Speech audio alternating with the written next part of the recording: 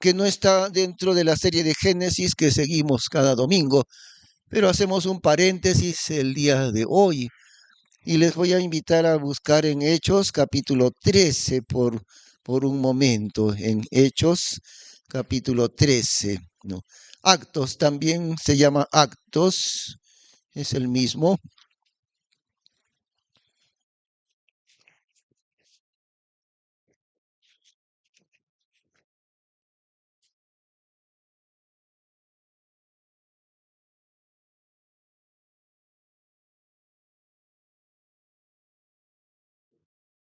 Muy bien, allí entonces vamos a leer.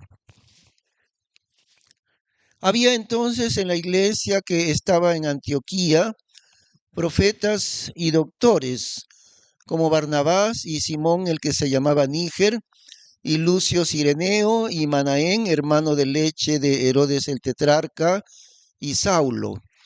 Ministrando pues estos al Señor y ayunando, dijo el Espíritu Santo: Apartadme a Barnabás y a Saulo para la obra para la cual los he llamado. Entonces, ayunando y orando y poniéndoles las manos encima, los enviaron. Así que ellos, enviados por el Espíritu Santo, descendieron a Seleucia y de allí navegaron a Chipre. Y llegados a Salamina, anunciaban la palabra de Dios en las sinagogas de los judíos y tenían también a Juan por asistente. Hasta ahí. Estamos tomando este estudio del día de hoy, hermanos, porque queremos tocar un tema muy especial, el llamamiento de esta iglesia, la Iglesia Bautista de San Fernando Chosica, y estamos viendo el caso de la iglesia de Antioquía, una iglesia de los gentiles. Ahora, se ha pensado algunas veces o se ha hablado diciendo que la iglesia modelo, la iglesia primitiva, era la que estaba en Jerusalén. Y bueno, tomando la iglesia de Jerusalén, esa iglesia en su nacimiento, ¿no? La primera predicación de Pablo, 3.000 convertidos de Pedro, perdón, en su primera predicación, 3.000 personas bautizadas, luego eran 5.000, tremendo, y recordando que eso era fruto de toda la obra del Señor Jesús mismo, los 3 años anteriores. Y Pedro nomás abrió la puerta, por eso el Señor Jesús le dice a Pedro: te daré las llaves, porque abrió la puerta del Evangelio, no porque tenga la llave de la puerta del cielo, ¿no? Y la iglesia primitiva en Jerusalén se toma a veces como el modelo de iglesia, pero hay algo que esta iglesia duró poco tiempo, no muchos años, porque venido el año 70 después de Cristo, bueno, si ubicamos la muerte y resurrección del Señor más o menos en el año 35 después de Cristo, no es muy exacto porque hay un pequeño error en el conteo de los años, eso ya se sabe, pero si ubicamos la muerte y resurrección de Jesús en el año 35 años después, en el año 70, los romanos vinieron e hicieron una destrucción espantosa de la ciudad de Jerusalén y sus alrededores, de tal manera que la nación de Israel desapareció del mapa. Eso fue en el año 70. Así que la iglesia en Jerusalén duró solamente 35 años nada más. Pero Dios permitió que en ese periodo, que justamente es aproximadamente el periodo del libro de Hechos, más o menos como 30 años, Dios permitió que ya en unos 15 años, más o menos, ya el evangelio había corrido de Jerusalén, la primera base, hacia el mundo de los gentiles, ¿no? De tal manera que cuando Jerusalén fue destruida y la población exterminada y sacada, los que no murieron salieron, escaparon de allí, de Jerusalén. Entonces desapareció. Pero Dios permitió que ya para ese momento ya había surgido una iglesia de los gentiles bastante fuerte. Y esta, especialmente la congregación de Antioquía, es más bien la que debemos considerar como un modelo del trabajo misionero, por un lado, y en general como un modelo completo, la iglesia de Antioquía. Varias veces es mencionada, mientras Jerusalén, los primeros años, ahí nació el Evangelio, indudablemente, ¿no? Pero luego ya no más, nunca más, desapareció eso. Y la que quedó como un modelo es más bien la iglesia de Antioquía. Recordemos que Pablo mismo salió, este hombre de Dios tan grande, tan poderoso, que nadie lo puede negar, que es un modelo en todos los sentidos, Pablo el apóstol. Recordemos que de allí, de esta iglesia de Antioquía, salió Pablo mismo, ¿no? Y no es casualidad que Pablo haya salido de aquella iglesia de Antioquía. Una de las cosas que, por ejemplo, que los hermanos que estudian el discipulado de los días martes, una de las cosas que ya han aprendido, y si le preguntamos, van a contestar bien seguramente, ¿no? Hay dos clases de manuscritos antiguos de la palabra de Dios y los manuscritos fieles, manuscritos antiguos que se han transmitido por siglos enteros, escritos a mano, copias de la Biblia. Esos manuscritos fieles provienen de esta iglesia de Antioquía. Y los manuscritos adulterados, modificados o corruptos, como también se dice, manuscritos con adulteraciones, vienen de otro lado, vienen de la zona de Alejandría, que es en Egipto. Y eso también, entonces, ¿no? La iglesia modelo, de donde, aparte del trabajo misionero tan grande de Antioquía, aparte de eso, de ahí provienen los manuscritos fieles. Y de esos manuscritos fieles provenientes de Antioquía es los que tenemos en nuestras manos en la Biblia 1865. Esos que fueron conservados fielmente, empezando en Antioquía y continuando en las iglesias locales. ¿Por qué estamos hablando tanto de esta iglesia, hermanos? Porque nosotros tenemos un llamamiento especial. Cada vez es más grande dentro de mi corazón esa convicción, y no es una convicción de ahora o de esta semana o de este mes, ni siquiera de este año. Cada vez es más grande la convicción que pone Dios en mí acerca del llamamiento que tenemos nosotros como iglesia local. Aquí en esta iglesia que tiene ya 58 años de formación desde el año 1965.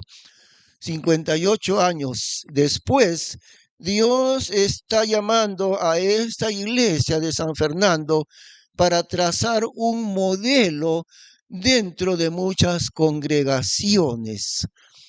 Estamos bastante convencidos de eso, que Dios puede establecer esta iglesia local, sencilla, pequeña, no es grande nuestra iglesia, pero Dios ha trazado un llamamiento para nosotros. Y cada vez que yo estoy orando, siempre que estoy en oración, siempre Dios vuelve a poner en mí esa convicción, ese mismo llamamiento. Esta iglesia de Antioquía trazó un modelo en varios sentidos, ¿no? Por ejemplo, examinemos el versículo 1. Había entonces en la iglesia que estaba en Antioquía profetas y doctores, como Barnabás y Simón, el que se llamaba Níger, y Lucio Cireneo, y Manaén, hermano de leche de Herodes el tetrarca, y Saulo. Saulo es Pablo, ¿no? Su primer nombre fue Saulo, es el mismo, Saulo con Pablo. Entonces son 5 maestros de la Biblia aquí. En realidad había una abundancia de hermanos que tenían bastante del poder de la palabra de Dios. Y son ellos 5, Barnabás, luego Simón, Lucio, Manaén y terminando con Pablo mismo, con Saulo. Y en una iglesia tiene que haber esa abundancia de la palabra de Dios. Por eso estamos siempre tan preocupados con la enseñanza profunda de la Biblia. Por eso hemos dicho, ¿no? Los alumnos del discipulado ya nos han escuchado decir, y aquí también en la predicación, lo profundo de la Biblia tiene que ser enseñado dentro de la iglesia local. La idea es tradicionalmente que si alguien quiere aprender la Biblia con toda profundidad, que vaya al seminario bíblico, que es otra institución, pero no puede haber nada más lejos de la verdad. No hay en ningún lugar de la Biblia apoyo para que una institución separada de la iglesia, que se llame seminario o cualquier otro nombre, ¿no? A veces le llaman universidad cristiana. No hay ningún fundamento dentro de la Biblia para que lo profundo de la Biblia pertenezca a una institución bíblica lejos, separada de las iglesias locales. El lugar de la palabra de Dios en todo su poder, en toda su profundidad, ese lugar es la iglesia local, cada iglesia local. Y los pastores, ¿dónde tienen que formarse y aprender para más adelante llegar a ser ellos pastores y misioneros? El lugar para que ellos estudien en profundidad la Biblia no es, de nuevo, no es otro lugar separado que se llame universidad bíblica o seminario bíblico. El lugar donde es ¿cómo podemos decir? Un nido, ¿no? Un hogar donde se críen, donde se formen líderes nuevos, pastores nuevos, donde salgan grandes predicadores. Ese lugar es cada iglesia local. Entonces, el mal entendimiento de esto ha hecho que los creyentes siempre piensen, aquí en la Biblia, aquí en la iglesia se enseña la Biblia, bueno, un poquito más o menos. Pero si realmente tú quieres entender profundamente la Biblia, no, acá en la iglesia no. Ese lugar es un seminario bíblico, una universidad cristiana. Allá aprenderás. Y otra vez, está tan lejos de la verdad ese pensamiento tradicional. El lugar de la Biblia con toda su profundidad, con todo su poder, ese lugar de la palabra poderosa de Dios es la iglesia local. Ese es el plan de Dios. De manera que tiene que ser el pastor de cada iglesia el que instruya a los creyentes. Como dice en Efesios, dice, perfeccionar a los santos para la obra del ministerio. La tarea del pastor o de los pastores, a veces hay varios pastores ancianos, ¿no? La tarea de ellos, de los líderes, es perfeccionar a los santos. Eso es exactamente lo que dice la Biblia. Perfeccionar a los creyentes para la obra del ministerio. De esa manera, entonces, estamos enseñando con mucha profundidad la Biblia los días martes. Ahora, tal vez vamos a ver si existe interés entre ustedes, hermanos, en general. Tal vez establezcamos el día miércoles otro grupo de discipulado, el primer discipulado, porque en realidad lo del martes es el discipulado 2, pero el discipulado 1 hay 16 lecciones con las que empieza el discipulado. Y si es que hay interés, por lo menos unos 3 o 5 hermanos que tengan interés, comenzaremos un nuevo grupo, discipulado 1, las 16 clases del discipulado básico.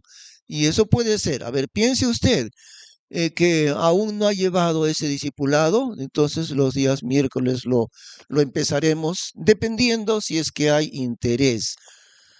Porque el lugar poderoso de la Biblia es la misma iglesia, no en un seminario como decimos.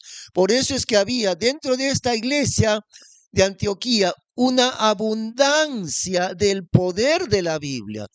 5 varones de Dios. Y ahora dice ahí profetas y doctores. Doctores no en el sentido académico, en el sentido bíblico, ¿no? Maestros en profundidad de la Biblia, eso significa. Ellos 5. Ahora, ¿qué sucedió? Versículo 2.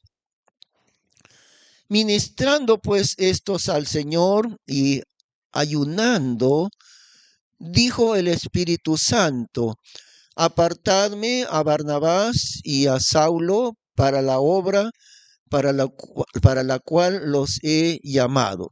Entonces, ayunando y orando y poniéndoles las manos encima, los enviaron. Así que ellos, enviados por el Espíritu Santo, descendieron a Seleucia y de allí navegaron a Chipre, etcétera.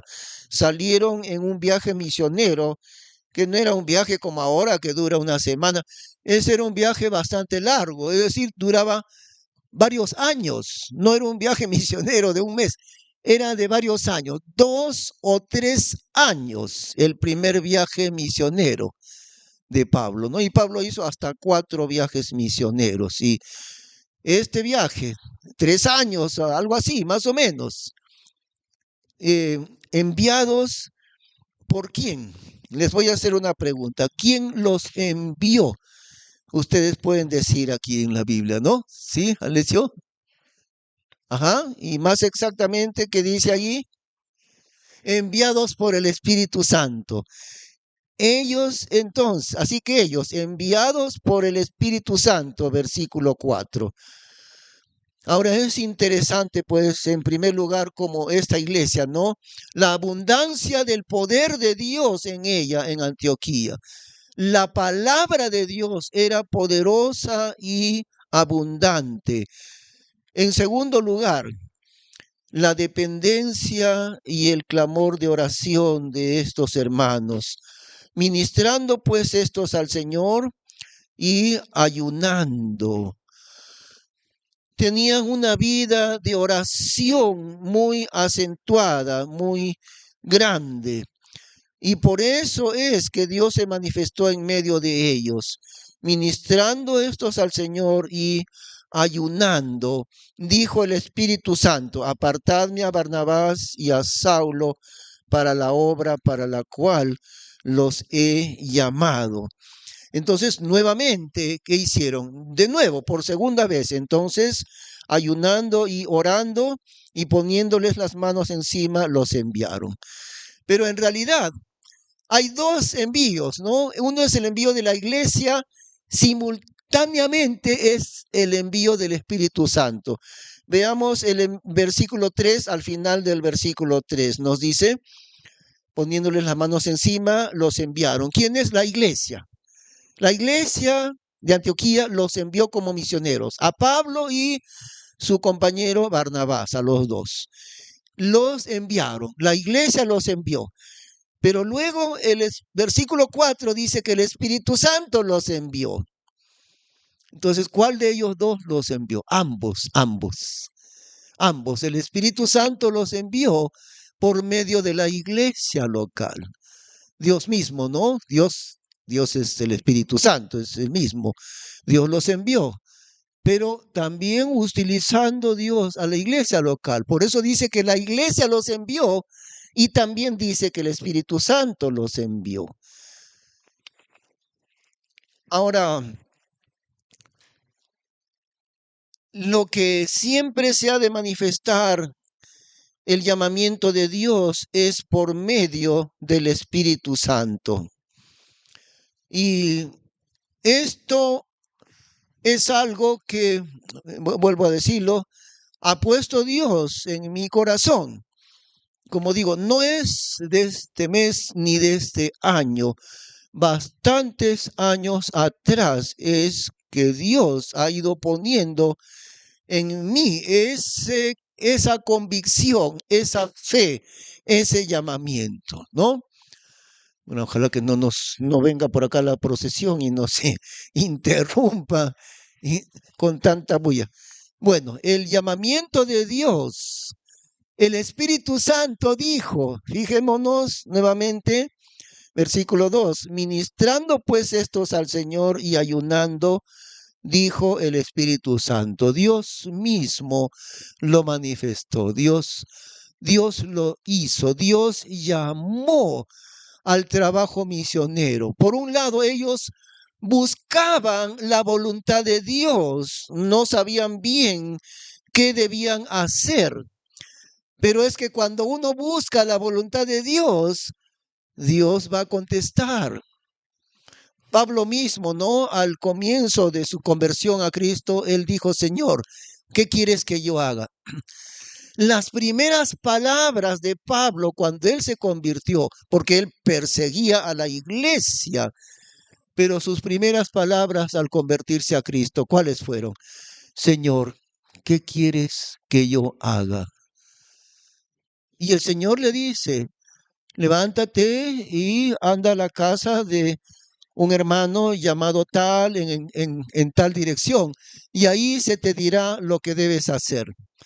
Dios le iba a enseñar a Pablo mucho, ¿no? Pero miren la actitud de Pablo, Señor, ¿qué quieres que yo haga? Ahí está pues la bulla que, ojalá que no demore la procesión.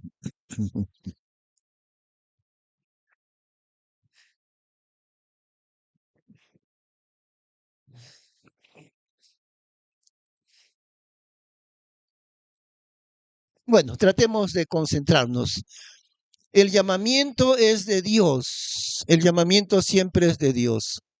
Y si Dios pone en nuestro corazón ese llamamiento para ser una iglesia modelo del día de hoy, ese llamamiento es de Dios mismo, no es del hombre, ¿no?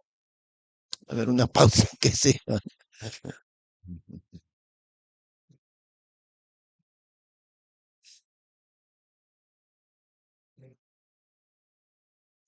Ah, no sé qué santo será el que pasa. ¿Será San Fernando?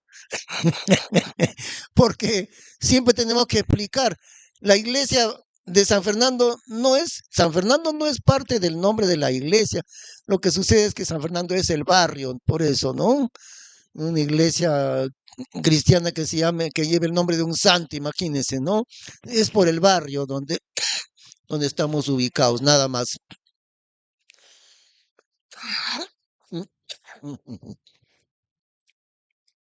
Bueno, una de las cosas que desde tantos años atrás el Señor nos ha ido mostrando, quiero decir, a mí me ha ido mostrando,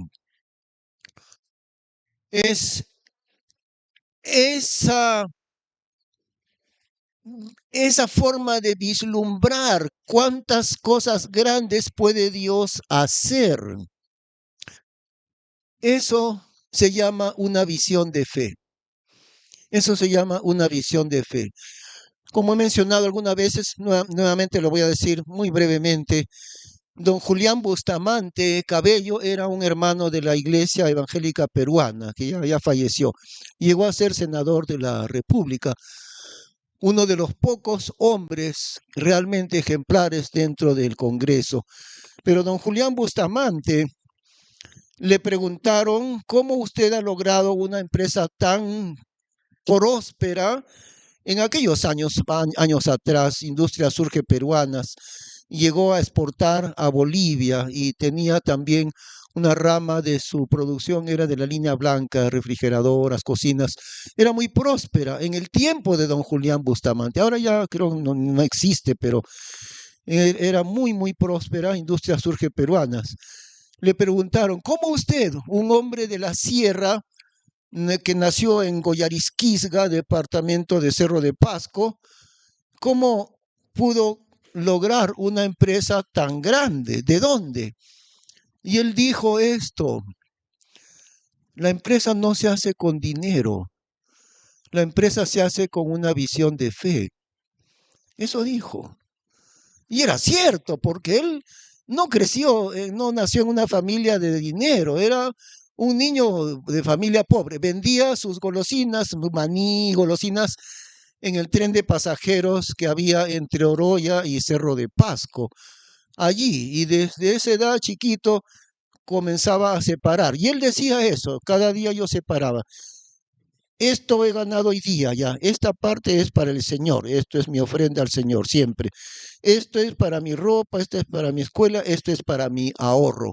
Desde niño aprendió a administrar su dinero. ¿Y cómo llegó a tener una empresa grande? Él era dueño de Surge, Industria Surge. Y la respuesta que dio es esta: la empresa no se hace con plata, la empresa se hace con una visión de fe. Y este era un hombre creyente, era don Julián Bustamante. La empresa se hace con visión de fe, no se hace con dinero la empresa. La visión de fe comienza a crear el dinero. No es al revés. El dinero no puede crear una visión de fe. Y ha quedado demostrado porque los hijos de don Julián Bustamante recibieron la herencia de él y en un 2x3 la empresa se vino a la quiebra. ¿Por qué? Tenían dinero de la herencia de él cuando falleció, pero no tenían visión empresarial. La falta de visión empresarial hizo que Industria Surge se deshizo cuando falleció don Julián Bustamante. Mientras él vivía, la empresa era muy próspera. La visión de fe es algo aplicado aún en el campo de los negocios. Con cuánta mayor razón es aplicada en el campo del Señor y de su obra y de su iglesia. Una obra grande que haga Dios siempre la va a hacer con una visión de fe. Esa es la manera como va a obrar el Señor. Y Dios obrará poniendo en alguien esa visión de fe. Y esa es la convicción que tenemos, esa es la convicción que tengo yo personalmente. La cosa más notable para la vida de un cristiano que siempre encuentro por todos lados en la Biblia es la necesidad de desarrollar nuestra fe, nuestra confianza en Dios. En cierto momento vienen las personas con un hombre que estaba muy enfermo y le dicen: lo hemos traído a tus discípulos y no lo han podido sanar. Bueno, los discípulos hicieron muchos milagros por el poder que el Señor les dio, pero en este caso, un caso difícil, los que trajeron al enfermo le dicen al Señor como quejándose, ¿no? Lo hemos traído a tus discípulos y no lo han podido sanar. En ese momento el Señor dice algo sorprendente y es allí donde aprendemos, es allí donde yo he aprendido. Porque el Señor les dice: oh generación incrédula y perversa, ¿hasta cuándo he de estar con ustedes? ¿Hasta cuándo os he de soportar? Y esas palabras no se las dice a los parientes del enfermo. Esa palabra se las dice a sus discípulos. Generación incrédula, ¿hasta cuándo voy a estar con ustedes? ¿Hasta cuándo os he de soportar? ¿Por qué se enoja tanto el Señor? Por la incredulidad de ellos. Por la incredulidad de sus discípulos, no de la gente mundana, por la incredulidad de sus discípulos. Allí es donde yo aprendo, y todos podemos aprender, la necesidad grande de ejercer una fe poderosa, abundante en nuestro Dios. Y eso es a lo que nos lleva a que esta congregación puede trazar en el tiempo de ahora el mismo modelo de iglesia que fue aquella iglesia modelo de Antioquía. Eso es posible lograrlo. Por el poder humano de ninguna manera, por el poder de Dios. Y la principal manera en que el poder de Dios se haya de manifestar es por la oración. Miren la abundancia de ayuno y oración que tenían los hermanos de Antioquía. A cada rato dice, ministrando y ayunando, ¿no? Versículo 2, ministrando pues estos al Señor y ayunando, dijo el Espíritu Santo. Dios se manifestó en medio de la oración y el ayuno de ellos. Versículo 3, otra vez. Entonces, ayunando y orando y poniéndoles las manos encima, los enviaron. Dios puede establecer esta congregación como una iglesia ejemplar, como una iglesia que trace un modelo verdadero. Ahora, quiero decirles algo, hermanos, en este momento, algo que un poco delicado en realidad este asunto que voy a decir en este momento. Durante todos estos años anteriores, han pasado ya casi 10 años desde que asumí el pastorado. Aquí fue en enero del 2014. Bueno, durante estos años anteriores, los hermanos que han estado desde esos años, o también en los últimos años, especialmente los que estuvieron desde el año 2014, 2013, lo que ha hecho Dios con esta congregación es purificarla, purificarla. Han habido momentos de crisis tremenda dentro de nuestra iglesia. Los que han estado en el año 2015 y los que estuvieron presentes en abril del año pasado también. Eso era como un terremoto que sacudió esta iglesia. Pero Dios se ha manifestado. Y no es cosa nueva, porque ¿qué sucedió con el pueblo de Dios en el desierto? En el desierto, ¿no? Israel. Más de una vez vinieron a decirle a Moisés, ya basta de ti, Moisés, tú y toda tu camarilla, y tú con tu hermana María y con tu hermano Aarón y todos tus allegados, basta, suficiente con ustedes, ya estamos cansados de ti y de tu familia. Nosotros también queremos compartir ese liderazgo de la nación. Así que hasta aquí con ustedes, pero ahora nos toca a nosotros dirigir la nación. Y eso fue la rebelión de Coré y los ancianos que estaban con él, un número grande de ellos. ¿Cómo terminó esta historia? Ustedes recuerdan, ¿no? ¿Cómo terminó la rebelión de Coré? Coré y todo su séquito.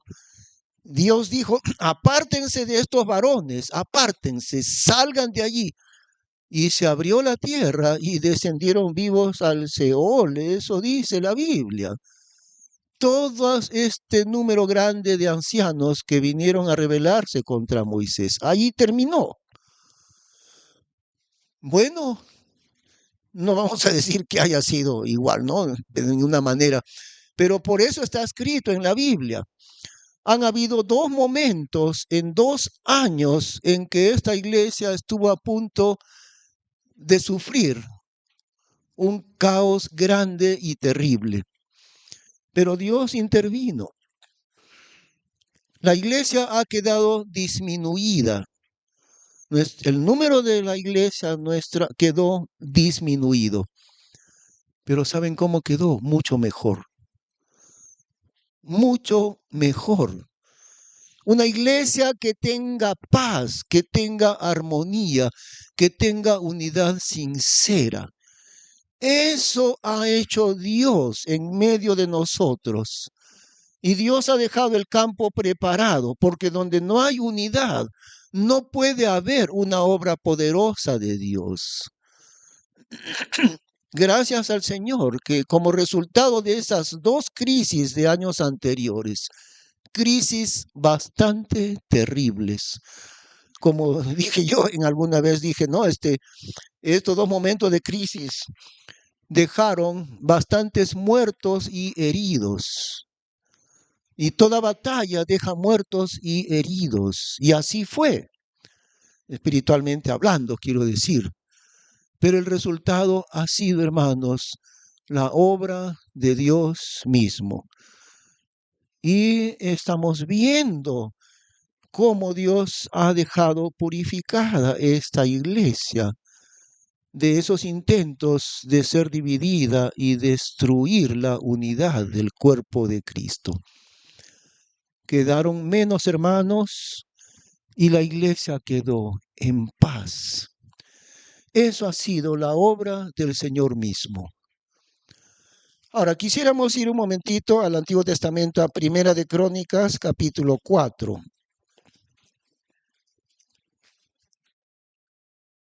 Primera de Crónicas, capítulo 4.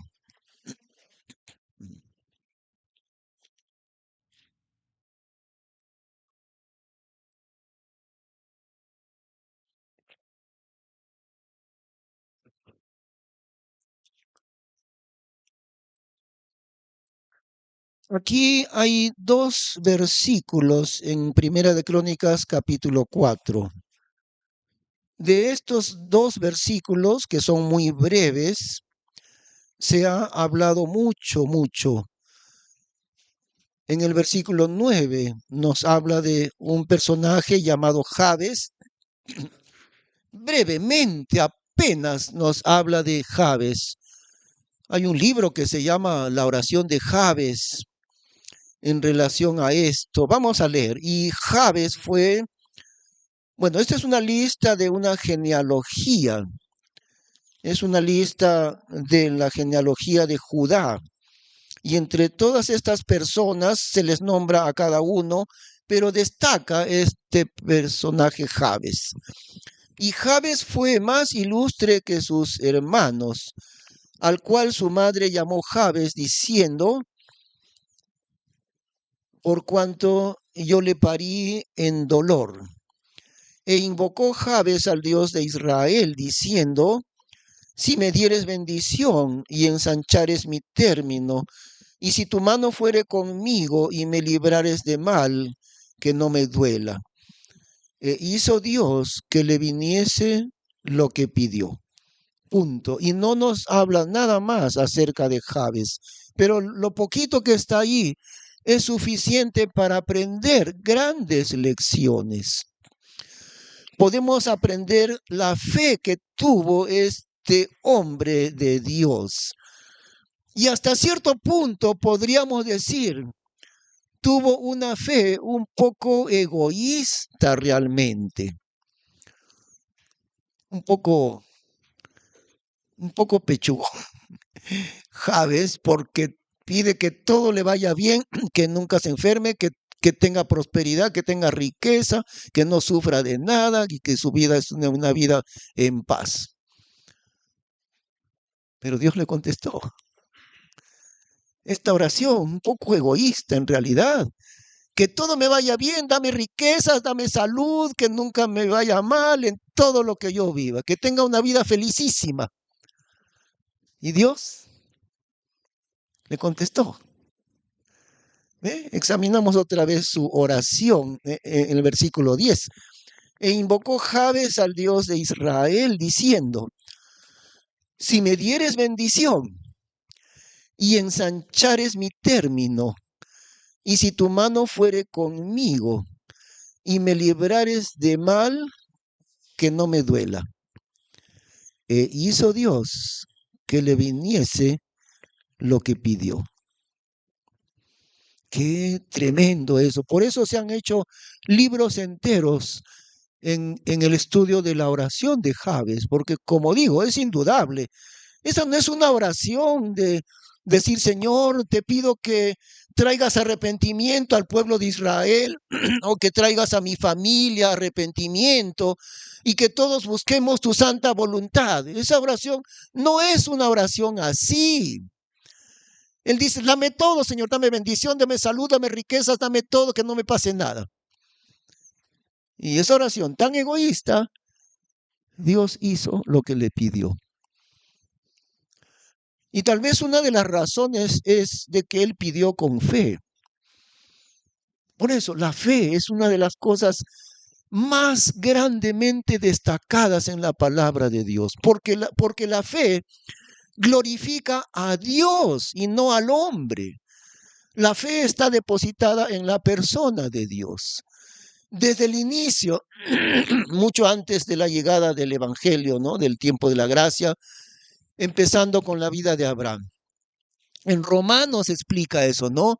Así creyó Abraham a Dios y le fue contado por justicia. Y no dice, Abraham fue obediente a Dios y su obediencia le fue contada por justicia. No dice así.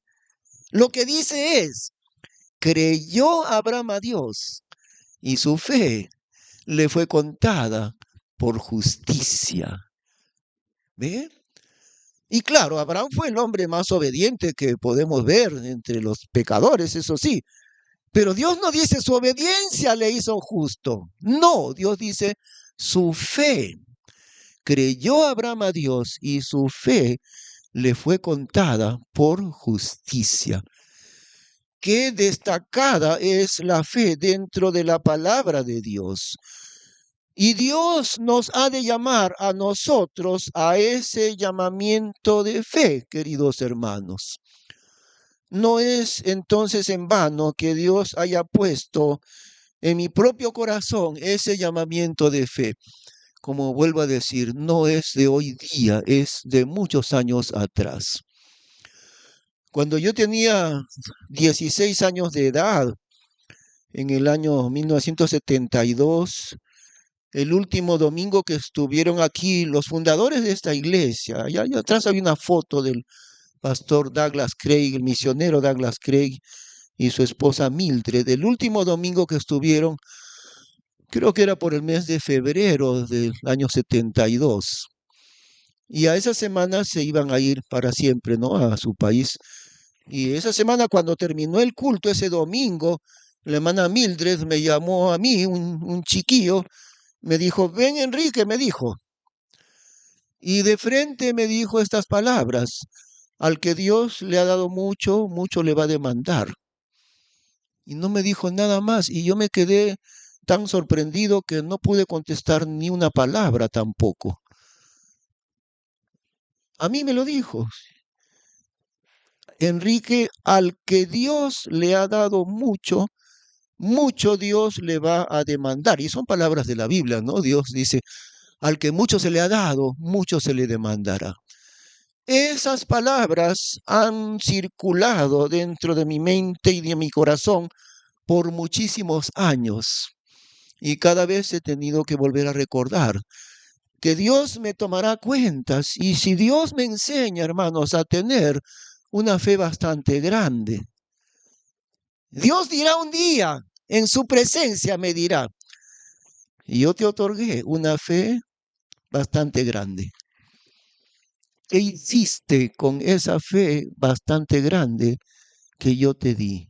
¿Qué hiciste, Enrique, con esa fe grande que yo te di? ¿Enseñaste a tus hermanos en Cristo a tener esa misma clase de fe bastante grande? ¿Enseñaste a tu iglesia al seguir el camino de la fe, a confiar en las grandezas que Dios puede traer cuando le pedimos en oración? Eso ha estado en mí desde hace 50 años. Esas palabras que me dijo la hermana, bueno, es una especie de, ¿cómo diría? Una bendición final, ¿no? Siempre encontramos cuando Abraham, cuando Jacob va a morir, le da su bendición final a sus hijos. Cuando Isaac, anciano, cerca de morir, le bendice a su hijo Jacob. José va a morir, le da su bendición. Y así, muchas veces, ¿no? Ellos, el pastor Douglas Craig y su esposa Mildred, era el último día que estaban aquí, bueno, el último domingo. Y a mí, directamente, ¿no? Como una palabra que Dios se la hubiese mostrado. Ahora vamos a ir a Lucas capítulo 11.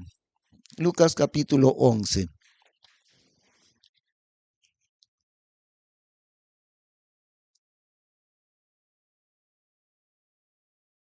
Versículo 5 hasta el 13.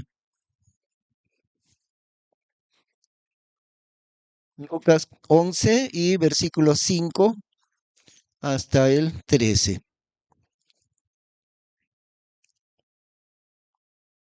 Les dijo también, ¿quién de vosotros tendrá un amigo e irá a él a medianoche y le dirá, amigo, préstame 3 panes, porque mi amigo ha venido a mí de camino y no tengo que ponerle delante? Y él dentro respondiendo diga, no me seas molesto. La puerta está ya cerrada y mis niños están conmigo en la cama. No puedo levantarme y darte. Digoos que aunque no se levante a darle por ser su amigo, cierto, por su importunidad se levantará y le dará todo lo que habrá menester.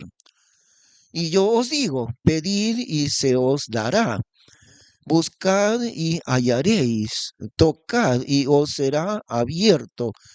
Porque todo aquel que pide recibe, y el que busca halla, y al que toca es abierto. Esa es la promesa de Dios. Y pone el Señor el ejemplo, ¿no?, de un amigo importuno que le viene a fastidiar al otro amigo a la medianoche, tocándole la puerta, fastidiándolo, ¿no? Dice, préstame 3 panes porque ha llegado un pariente mío y no tengo que invitarle, entonces regálame 3 panes. Y entonces el otro le va a dar los 3 panes, no porque realmente quiere dárseles, sino para que no le moleste. Y toma y déjame dormir, vete. De esa manera responderá el amigo, ¿no? ¿Y qué con Dios? ¿Y qué con Dios? Como algunos han dicho, ¿no? Un chiquitín al papá, un chiquito es pequeñito, entonces al papá le va a jalar del pantalón. Como el papá está distraído, no le hace caso al niño, entonces el niño le jala el pantalón para que el papá escuche, ¿no? Quiero esto, papá, dame esto. Y el papá recién se da cuenta que su niño le está pidiendo algo. Jalémosle a Dios, fastidiémosle a Dios, porque eso es exactamente lo que el Señor dice. Porque todo aquel que pide recibe, y al que busca halla, y al que toca es abierto. Esa es la promesa de Dios. Y entonces podemos aprender a pedir, Señor, haz de esta iglesia una congregación fructífera. No es poder de los hombres, tu poder, te rogamos que tú desciendas con tu poder. Que podamos llegar a muchas personas en esta ciudad. ¿Cuántos miles de personas vagan en la oscuridad alrededor de nosotros? ¿A cuántos Dios nos puede permitir alcanzar con el Evangelio y la salvación y la vida eterna? ¿Hay límite para el poder de Dios? No hay límite para el poder de Dios. Y si no hay límite para el poder de Dios, entonces, ¿por qué no sabemos pedir de manera muy grande? No en pequeño, pidámosle a Dios de manera muy grande. Aprendamos a pedir según la grandeza de Dios y según la fe que Dios tiene. Por eso hemos mencionado a Jabes de Galaad, ¿no? Una oración llena de fe. Egoísta su oración, pero llena de fe. Porque él confiaba, Dios me va a dar esto, el otro me va a bendecir, me va a hacer rico, me va a dar prosperidad, salud y todo. Él tenía fe. Y Dios le contestó porque tenía fe. Por eso es que le contestó. Aunque su motivo era egoísta, para él solito quería todo. Porque si hubiera sido una oración más de acuerdo a la voluntad de Dios, él hubiera dicho, Señor, te pido por mi nación, te pido por mi tribu, la tribu de Judá. Danos un rey temeroso de Dios. Danos el camino de tu voluntad. Esa hubiera sido una mejor oración. Pero no, él lo único que se acordaba era de él. Que yo sea rico, que sea bendecido, que tenga salud, que tenga prosperidad. Yo. Pero Dios le contestó. Y yo pienso que le contestó por la fe que él tenía. Nada más, por la fe que él tenía. ¿Cómo es que no podemos pedir nosotros llegar a ser una iglesia que pueda trazar un modelo dentro de muchas congregaciones? En primer lugar, por el trabajo de evangelismo, que logremos alcanzar miles de personas en esta ciudad con el evangelio. En segundo lugar, por el alcance misionero. Por el alcance misionero. por la necesidad del campo misionero mundial. Ya hemos empezado un poquito, ¿no? Con la hermana Sharon Cuevas, que estuvo aquí hace poco. Y a partir del próximo año, ahorita todavía llevamos el compromiso de apoyo con 2 pastores, ya saben ustedes, pero eso termina en diciembre. Entonces, a partir del próximo año, estaremos apoyando, empezando con esto en el campo misionero mundial a la hermana Sharon en Israel. Y también más adelante alguien más dentro del campo misionero nacional. Empecemos por ahí. A un misionero en el campo mundial, en este caso la hermana Sharon, y otro misionero en el campo nacional, que todavía no lo hemos designado. Y lo que requiere de nosotros esta visión de fe, hermanos, es una vida de oración. Personalmente y como iglesia también. Una vida profunda de oración realmente. Seguimos leyendo, ya nos quedan muy pocos minutos, sigamos leyendo en el versículo 11. Versículo 11. ¿Y cuál padre de vosotros, si su hijo le pidiere pan, le dará una piedra? ¿O si un pescado, en lugar de pescado, le dará una serpiente? ¿O si le pidiere un huevo, le dará un escorpión? Pues si vosotros, siendo malos, sabéis dar buenas dádivas a vuestros hijos, ¿cuánto más vuestro Padre Celestial dará el Espíritu Santo a los que pidieren de Él? Ahora miren, entre las cosas que podemos pedir a Dios, el Señor Jesús pone como el máximo ejemplo de pedir a Dios el poder de su Espíritu Santo. Miren, Dios, Señor, no pone otra cosa como pedido de oración. ¿Cuánto más vuestro Padre Celestial dará el Espíritu Santo a los que pidieren de Él, a los que pidieren el poder de su Espíritu Santo? Y esta iglesia, la Iglesia Bautista de San Fernando Chosica, puede llegar a ser una iglesia poderosa en el poder del Espíritu Santo. Si aprendemos a tener fe, a pedir con fe al Señor.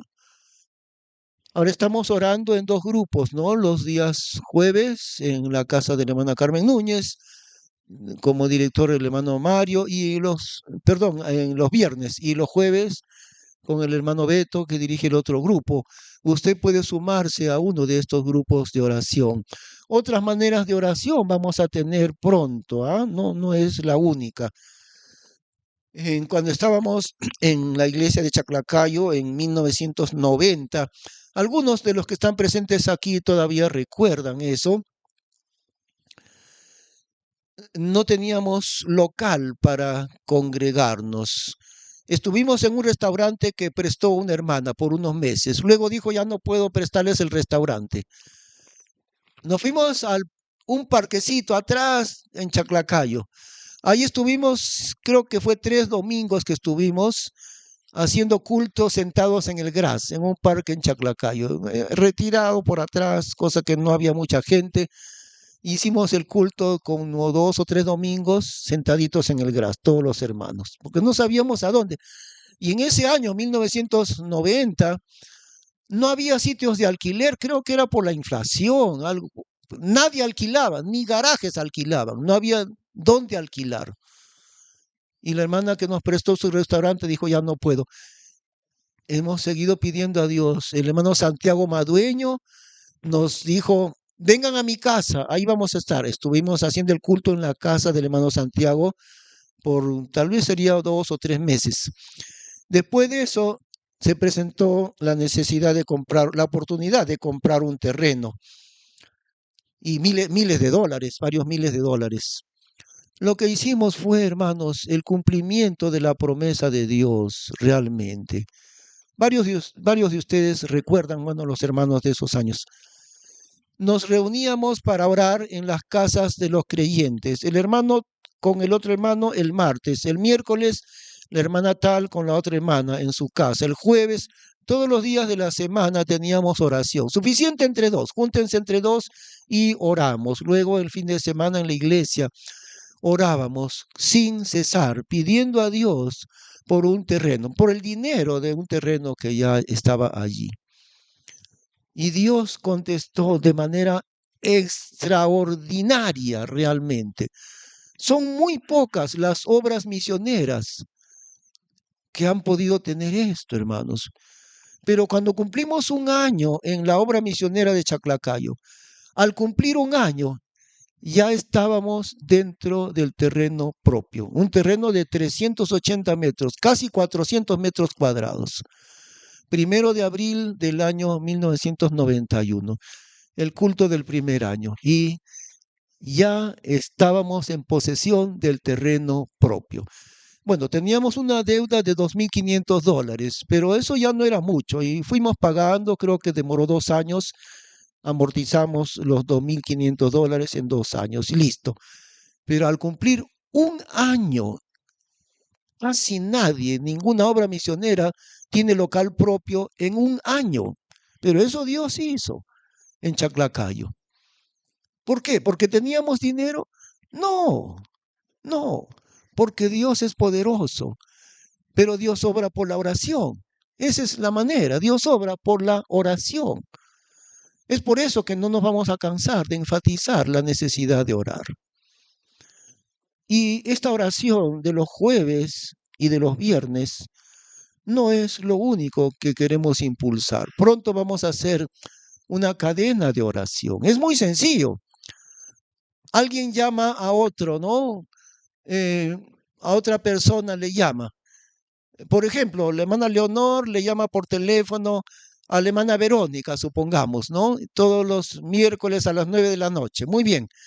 Por teléfono, las dos, la hermana Leonor con la hermana Verónica, se ponen a orar 30, 40 minutos, ellas dos, por el teléfono. No importa, la hermana Leonor vive por Chaclacayo, la hermana Verónica por aquí.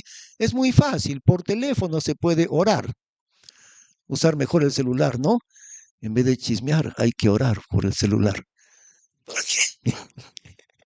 En vez de usar el teléfono para chismes, hay que usar el celular para orar. Entonces, son dos hermanas, las dos oran tal día a tal hora, todas las semanas. Y el hermano César Ginés le llama por teléfono a David Josué, entonces los dos oran, qué sé yo, el día martes a las 9 de la noche, igual, los dos se ponen a orar ahí media hora o 45 minutos, solamente ellos dos, por teléfono. ¿Cuántas parejas de oración podemos tener en nuestra iglesia de esa misma manera? Y de manera presencial, los jueves y los viernes en la oración. Dios hará cosas extraordinarias si somos capaces de pedirle a Él. Y lo más grande que podemos pedirle, el Señor Jesús dice, cuánto más vuestro Padre Celestial dará el Espíritu Santo a los que le pidieren de Él. Lo más grande que una iglesia puede pedir a Dios es el poder del Espíritu Santo. No para saltar y tirarse al suelo o llorar, no. Para ganar almas para Cristo, para eso. Ese es el motivo principal de una iglesia, alcanzar a las personas perdidas. Y esa capacidad de alcanzar a las personas perdidas con el Evangelio es mediante el poder de su Espíritu Santo. No para saltar o llorar y gritar como creen algunos que eso es el poder del Espíritu Santo. De ninguna manera. El Espíritu Santo, su poder está en su palabra. Y el poder de su palabra es para que ésta sea una iglesia grandemente fructífera. Eso es lo que pedimos de Dios, ¿no? Porque ser fructífera significa personas arrebatadas del poder diabólico, personas arrebatadas del infierno para conocer a Cristo, para recibir vida eterna. Eso es el poder del Espíritu Santo, ¿no? Vamos a orar. Gracias, Señor, te damos por todo lo que nos has mostrado en tu palabra el día de hoy. Entendemos el llamamiento tuyo, Padre Celestial. Entendemos el llamamiento para que nos hagas una iglesia grandemente fructífera en cuanto a la salvación de muchas personas. Y también llegar a trazar un modelo como iglesia para que sea de la misma manera en muchas otras congregaciones.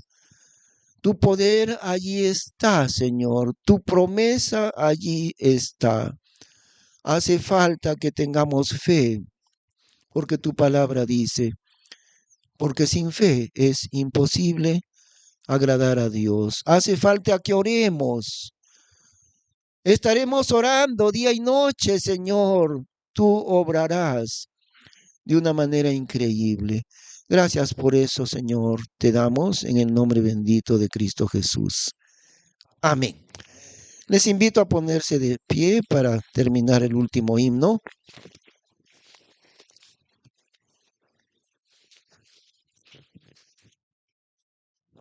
Pues,